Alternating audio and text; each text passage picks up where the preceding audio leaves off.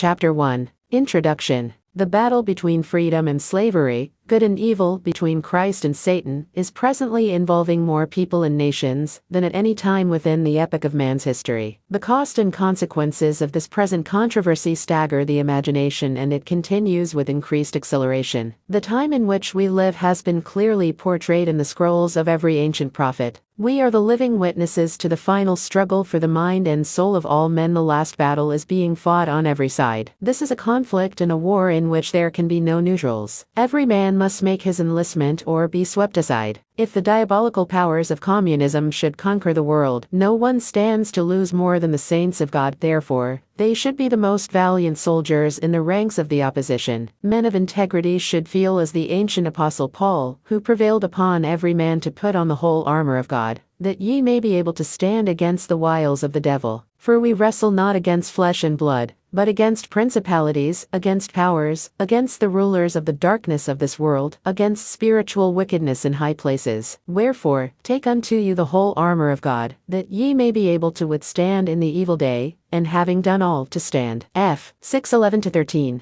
In this conflict, truth becomes mightier than a sword, exposing evil more powerful than guns, and a life of dignity more highly prized than a conquering army. The powers of darkness are gathering the greatest numbers, but honor shall ever prevail. Communism will not win, but the blood and carnage will stain every nation with a destruction unsurpassed in the pages of history. The longer we slumber in lethargy, the more horrible will be the result. Another Alamo or Pearl Harbor could reduce our great government to anarchy and the clash of war upon our own soil. The enemy is subtle and near at hand. Every well-informed citizen should arise and challenge the perils which endanger our country, our freedoms, our all. It is not just enough to proclaim the truth, one must also decry the evils. National and international problems are of little concern to the average American, who is more concerned with his weekend fishing trip, the Wednesday night bowling team, or the last addition to his rock collection. His toothache holds greater concern than the millions and millions who starve and die as slaves under communism. The average citizen, who has 3 good meals a day and a comfortable bed at night,